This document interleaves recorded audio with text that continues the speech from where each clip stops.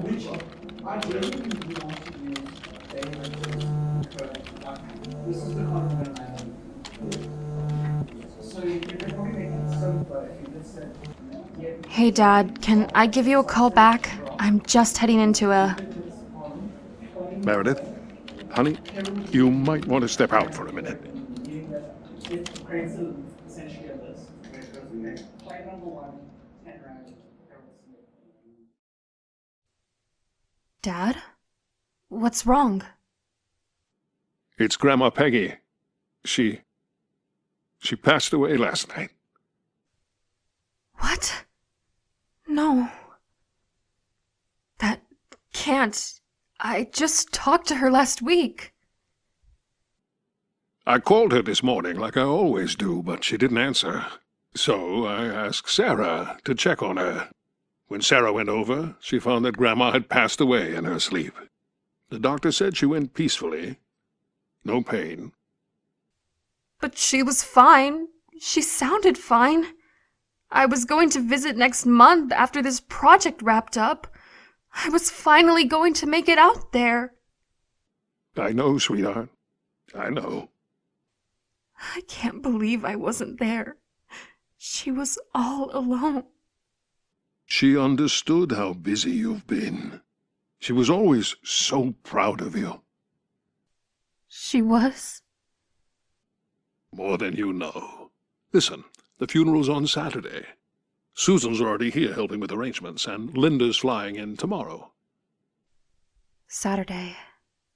Okay. I'll get a flight out tonight. I just need to figure some things out. Take your time. Just come when you're ready. And, Meredith? Yeah? After the funeral, we'll eventually need someone to go through Grandma's house. Decide what to keep, what to donate. I thought, maybe... You want me to do it? Only if you're up for it. It might give you some time to process everything. That house meant a lot to her. To all of us. Yeah, I'll do it. Thank you, honey. It'll be good for you to spend time there. In a way, it's like being with her again. In the house where she lived for 60 years, surrounded by all of her things, but without her there. She left pieces of herself in everything she touched, Mare. You'll feel it when you're there.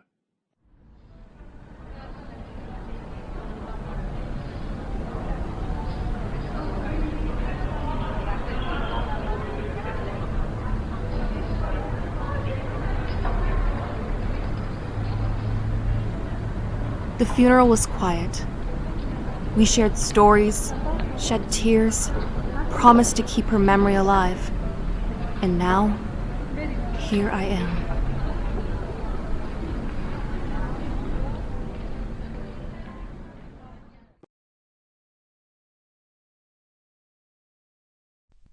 Standing on the porch of Grandma Peggy's house, key in hand, facing the pieces she left behind.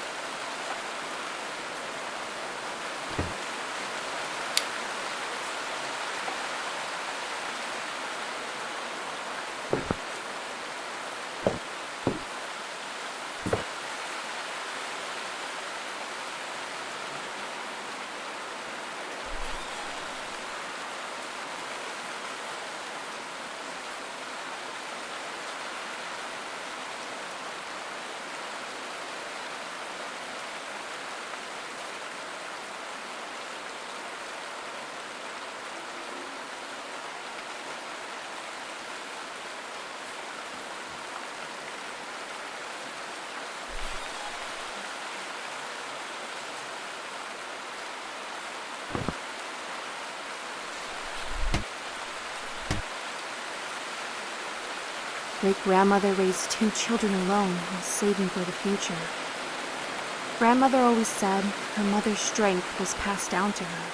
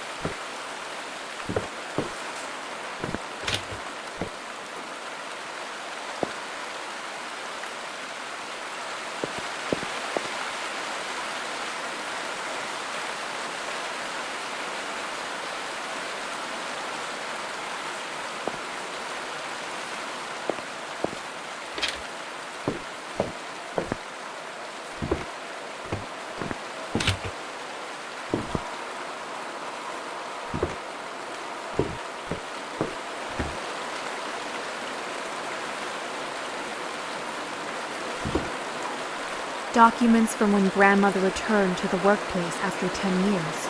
She got a job at a local medical center with the help of her neighbor Sarah. This reemployment meant more than just a job to grandmother. It was an opportunity to take responsibility for the family's livelihood while rediscovering her identity and independence.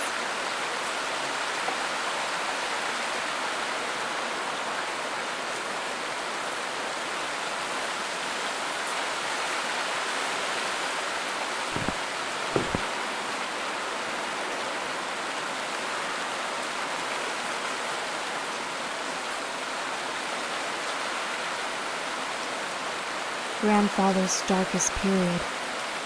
After the business failure, he began to rely on alcohol. But eventually, he chose the path of recovery for his family. Grandfather didn't talk much about this experience, but he cherished this memorial coin throughout his life, evidence of overcoming life's most difficult challenge.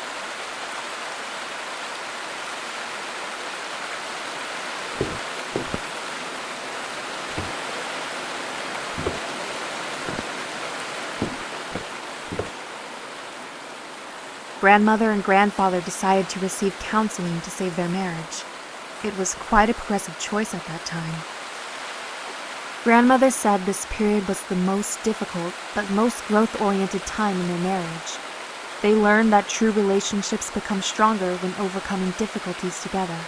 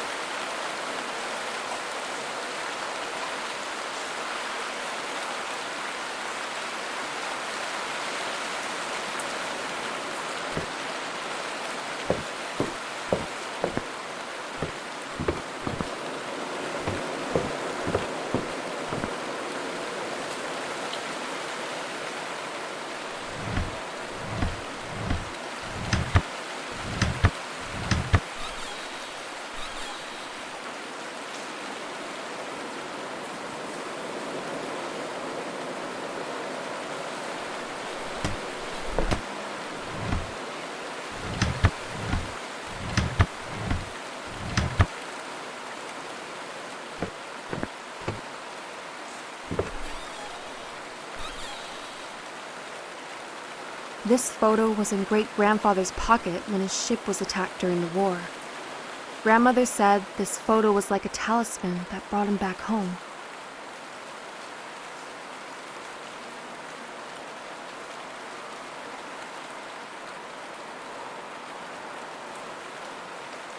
Even in grandmother's young mind, she could see her father was exhausted.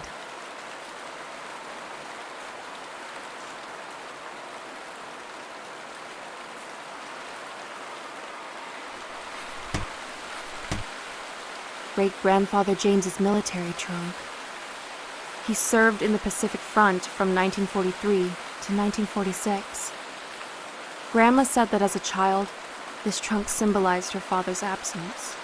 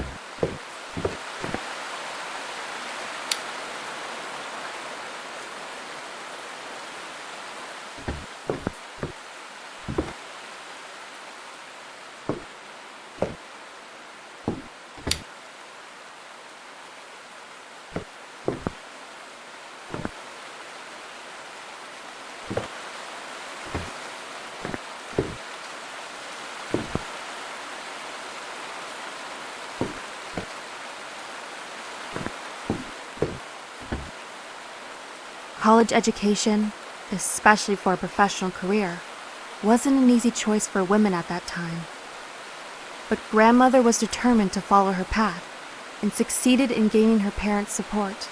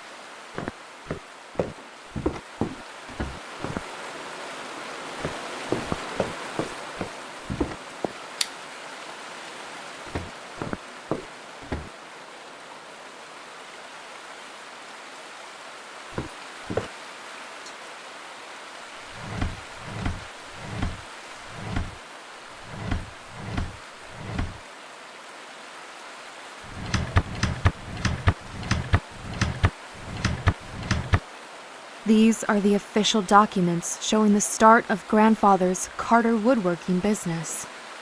He started with small remodeling jobs, but soon took on bigger projects.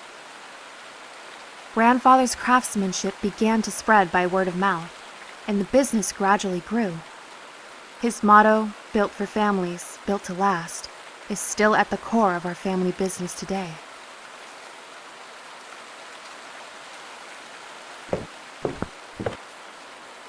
Sarah was grandmother's neighbor and best friend. She was especially a mental support when grandmother struggled with postpartum depression. These letters must be somewhere else.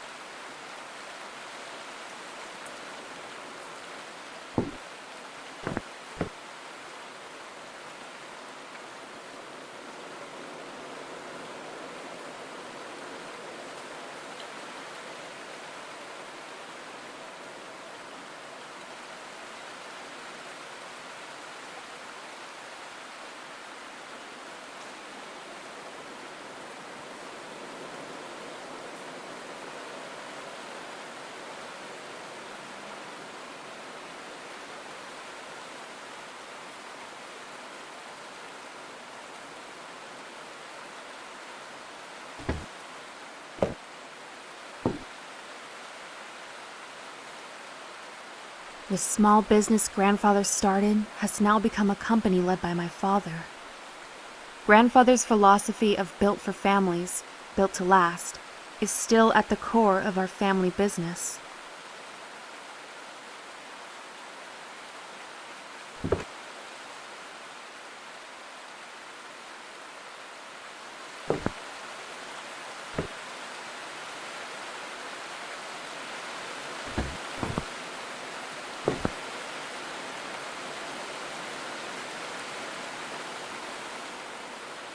Grandmother always proudly said her wedding dress was decorated with her mother's lace.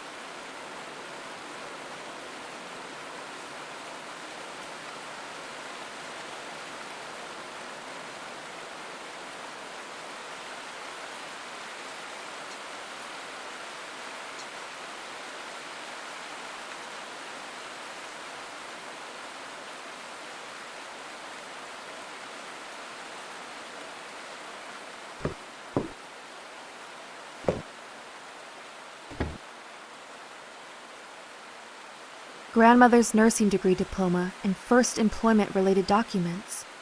She worked so hard to achieve her dream, but eventually had to quit for Robert's birth.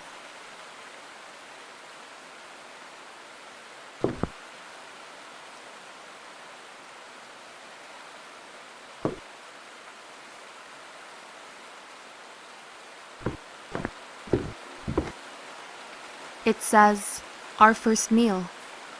I heard that in Grandmother's diary, she wrote, "Terrible, but full of love." Grandfather noted, "Messed up. We'll do better next time."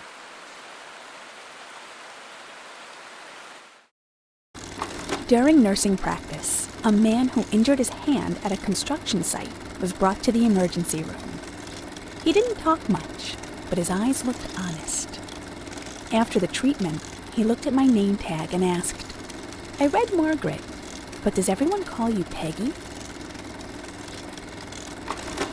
2 weeks later, I went to my friend Julie's housewarming party, and he was there, installing kitchen cabinets.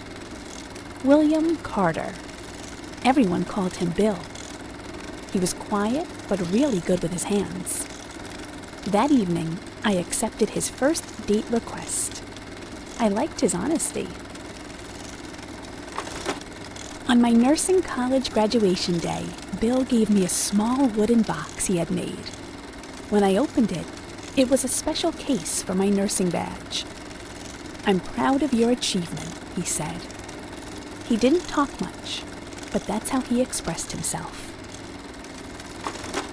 I was so happy when I got a job at Massachusetts General Hospital. I still remember the day I received my first salary. Opening the envelope, I thought, this is the fruit of my labor, the reward for my own work. How good that feeling was. Bill's proposal was so like him. We went on a weekend trip to Cape Cod, and while walking on the beach, he suddenly stopped, took a small wooden box from his pocket, and without a word, just opened it and asked, "Will you marry me?" It was a beautiful moment.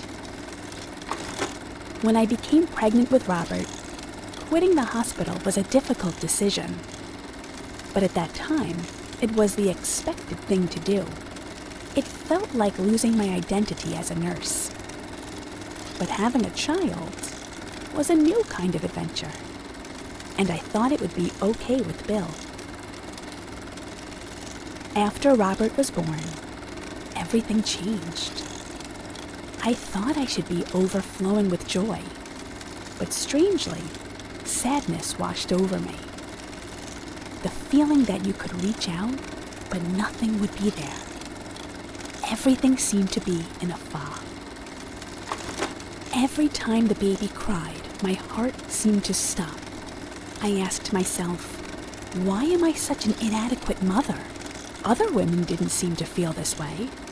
Bill tried to understand, but I didn't know how to explain. I don't know how I would have endured that time without Sarah. One day she knocked on the door, came in, and suggested having a cup of tea while we talked. She told me it wasn't my fault, that many women experience this. Later, Sarah introduced me to other young mothers. We shared our pain and fears. Our condition didn't even have a name, just called postpartum blues. But just being together was healing. When Susan was born, things were very different. I knew how to ask for the help I needed, and I knew things would get better. And that summer, we all gathered around the TV to watch Neil Armstrong land on the moon. Robert was 4, and Susan was a newborn. I felt the world was changing in a better direction.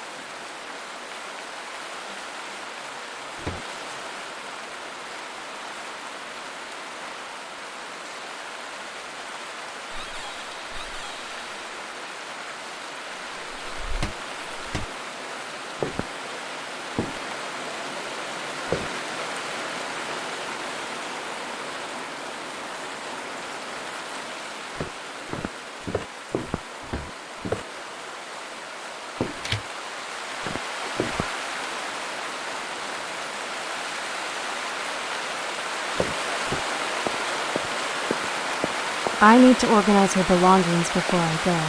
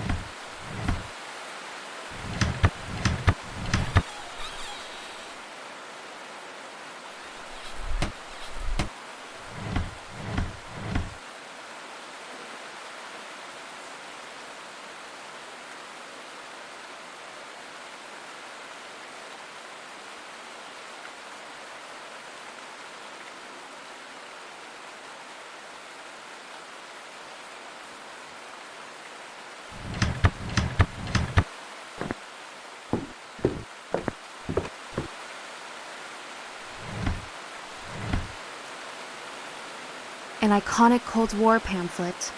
It taught students how to duck and cover under desks during a nuclear attack. Seems absurd now, but it was considered an iconic Cold War pamphlet. It taught students how to duck and cover under desks during a nuclear attack. Seems absurd now, but it was considered a serious survival strategy at the time.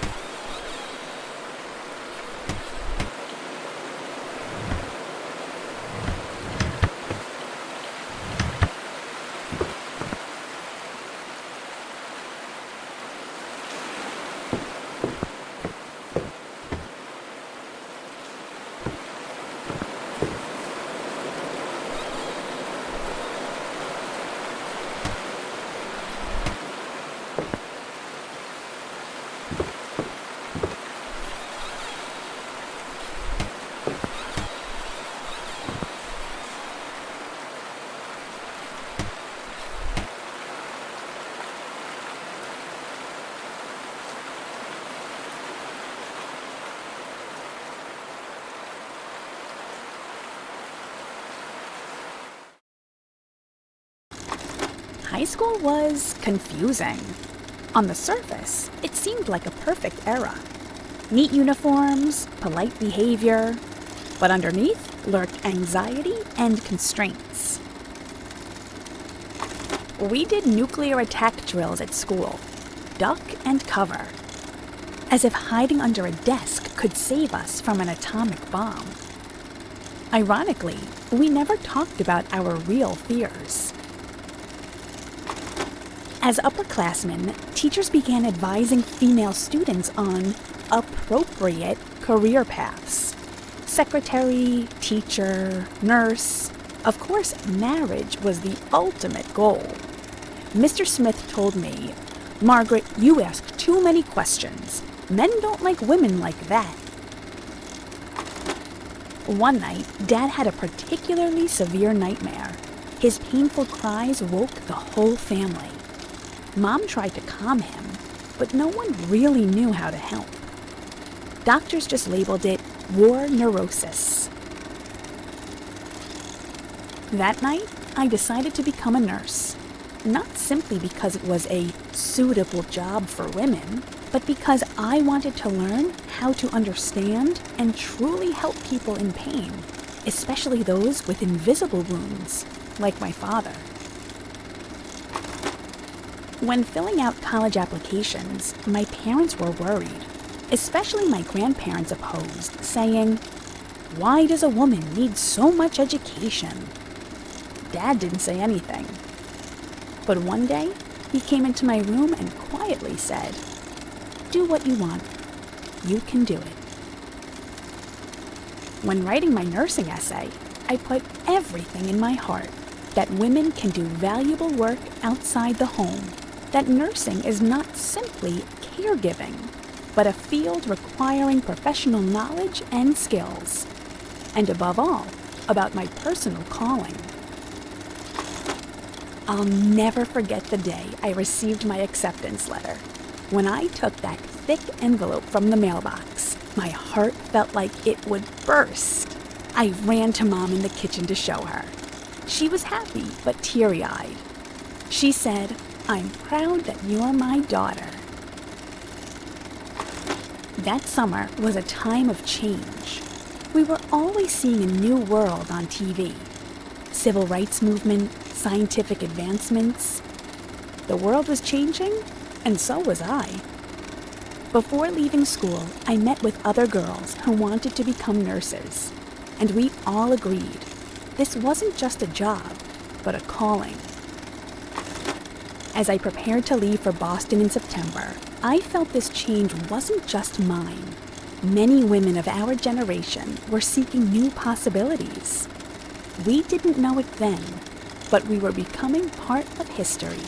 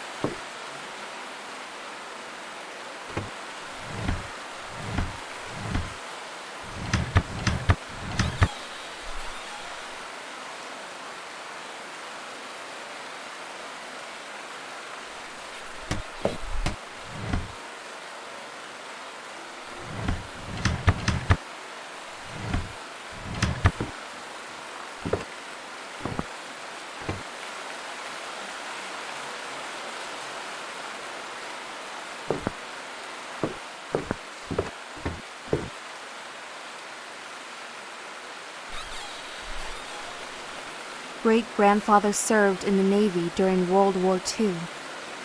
Grandmother told me she had a ritual of kissing her father's photo every night during her childhood.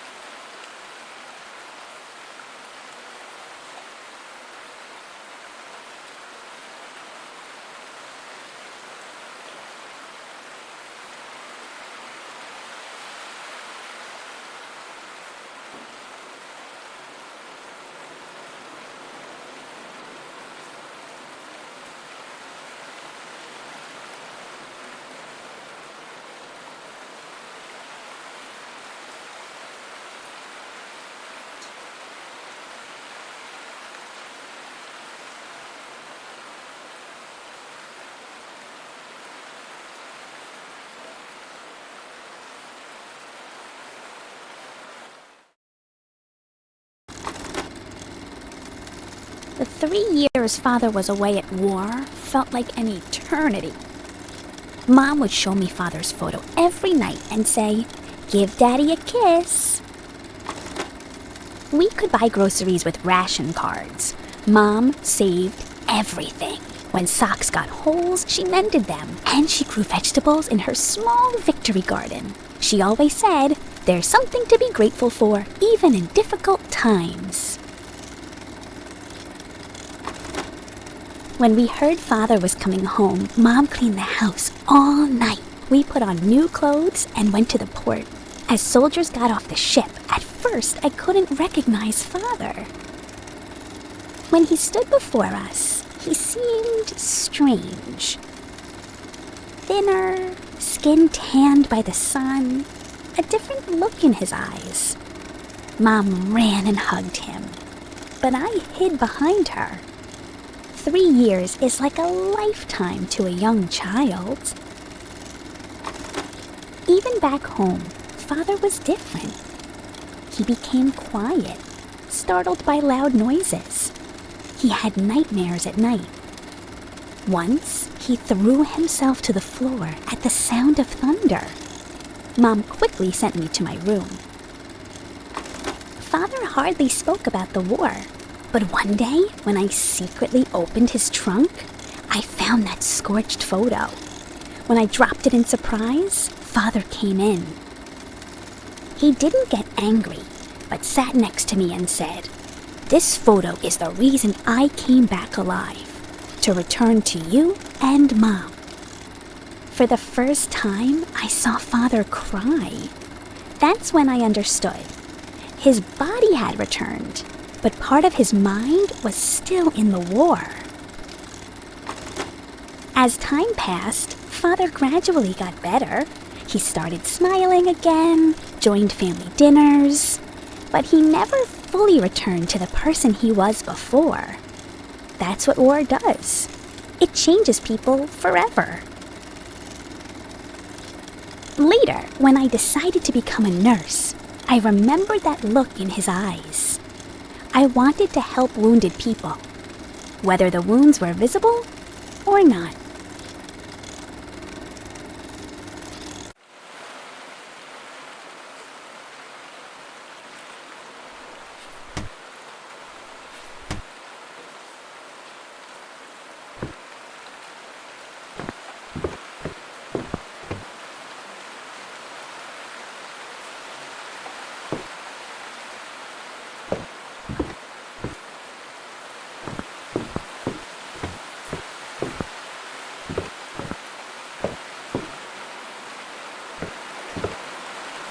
Documents from when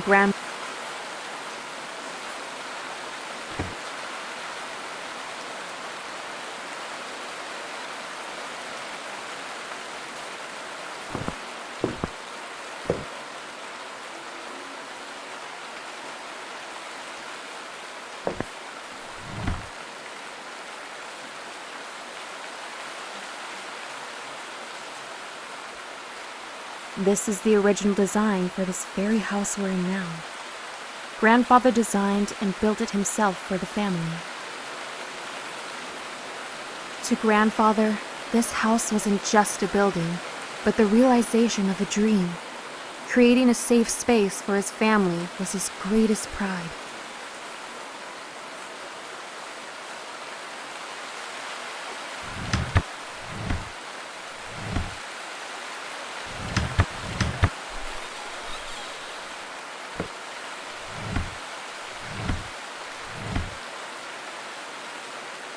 This is a record of the most difficult period our family faced. After the business failure, they incurred a lot of debt, and Grandmother had to meticulously plan every expense. Grandmother called this period our family's test. She protected the family by counting every penny. She tried to shield the children from feeling the economic hardship.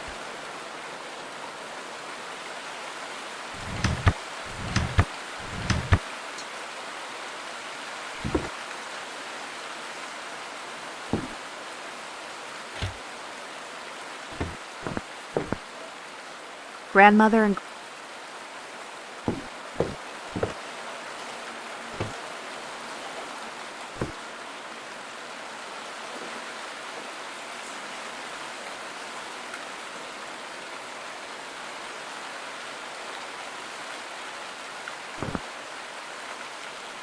The 1973 oil crisis shook the entire U.S. economy, especially hitting the construction industry hard. Grandfather's business took a direct hit. The sudden economic crisis overturned all plans. People no longer had the means to build or repair homes, and material prices skyrocketed. Grandfather's business struggled to survive.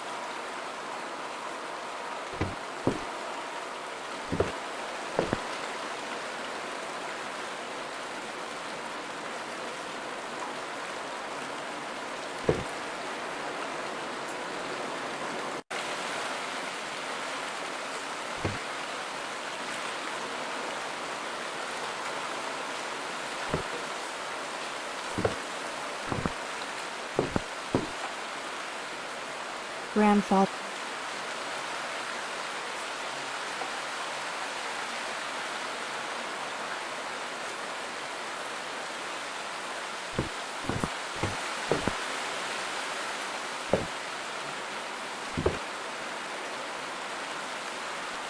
Evidence of grandfather re-employed as a laborer at Westgate Construction.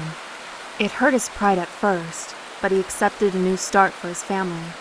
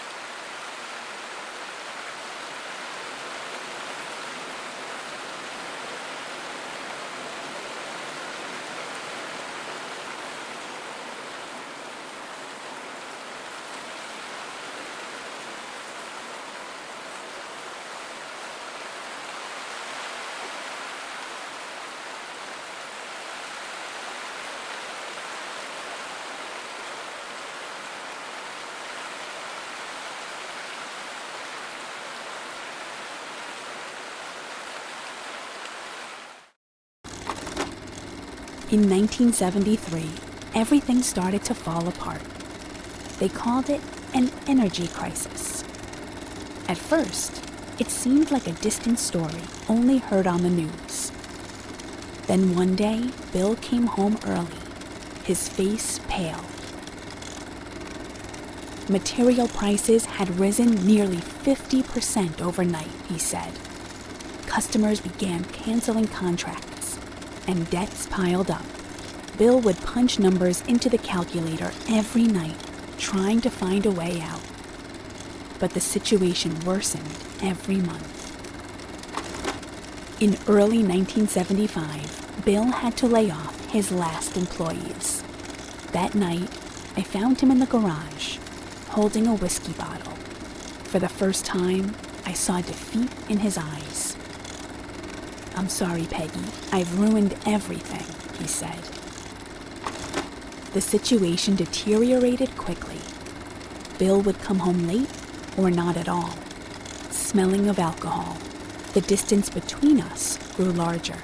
Robert and Susan began asking questions.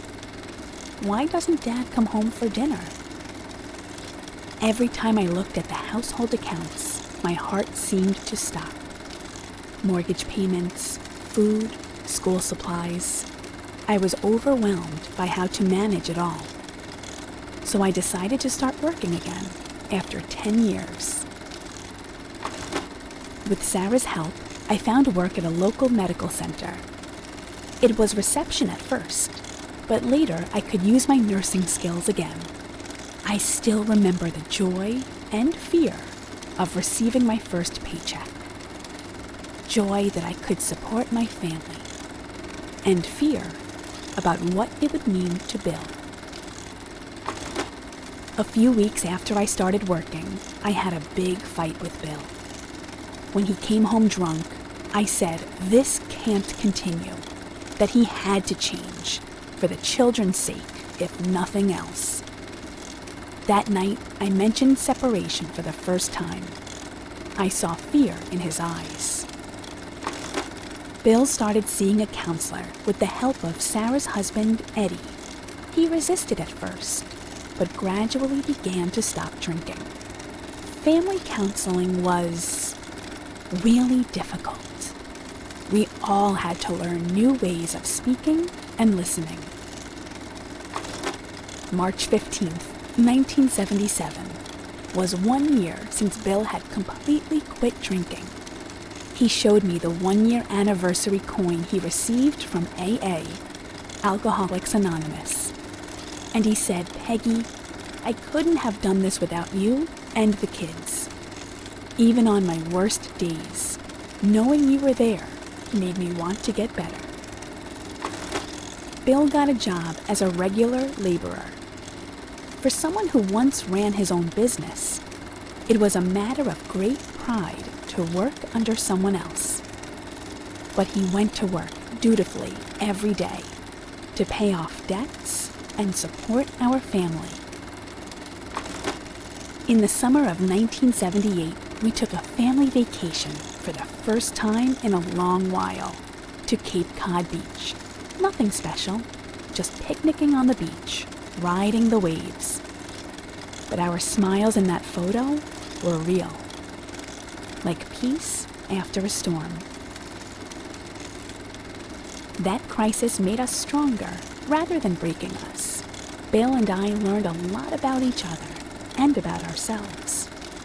We realized that marriage is not a union of perfect people, but a journey where imperfect people grow together.